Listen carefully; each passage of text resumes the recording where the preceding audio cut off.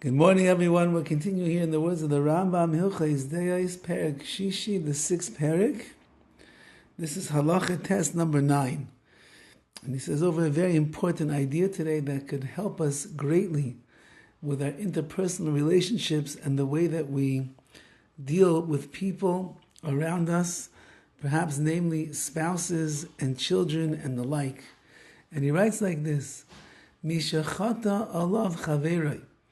Someone whose friend has sinned against him. He wronged him. He did something that hurt him. And the person that was wronged does not want to rebuke him. He doesn't want to speak to him at all. Because he knows that this person who sinned against him and wronged him is a big hedyot. He's a very boorish, simple person who's not really going to understand what he's talking about. Or his mind is mentally or emotionally compromised, which means the person is not holding by being to be able to understand what it is that he did wrong and what you are saying. And therefore, this person is not going to take kindly to your rebuke. They're not going to listen to you. They're not going to change as a result of it. They're not going to apologize for what they did.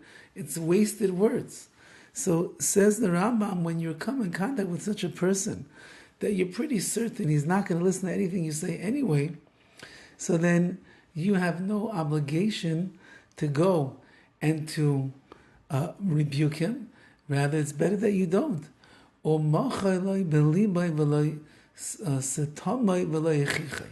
That's all on condition as long as you forgive this person completely and you bear no feelings of hate towards him.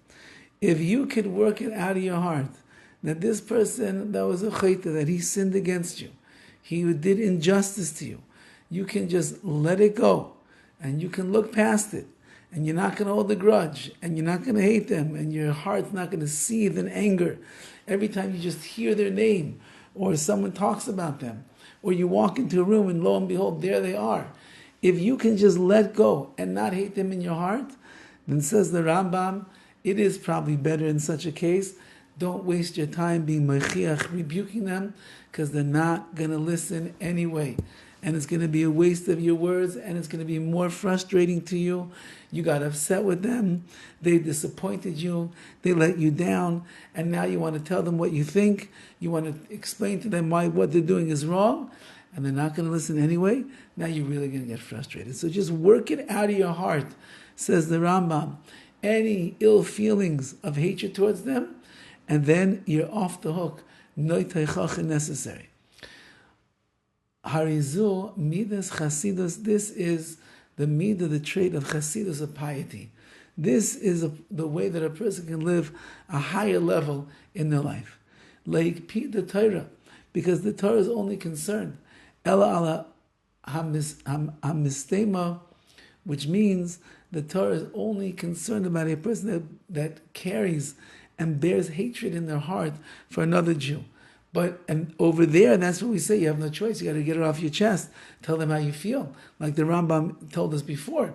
But if you could work it out of your heart, and you could make it that I don't feel bothered by this person, what they do, then you can just leave it alone, and everybody will be much happier.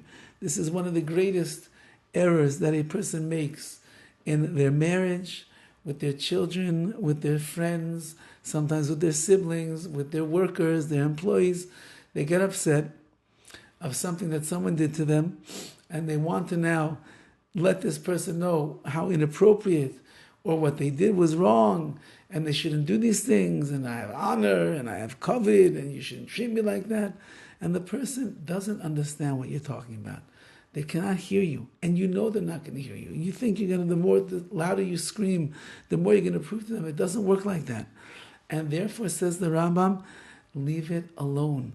If you're going to be able to get over it, and you should learn how to get over it, that's the bigger way for a person to act, then you don't have to get involved with the rebuke, what's going to make them defensive, and they're going to start yelling, and you're going to start yelling, and next thing you know, it's World War III in the house.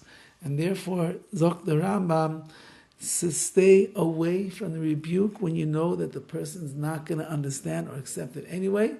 And in that way, you'll live a life of chassidus, of true piety. Have a wonderful day and a wonderful Shabbos.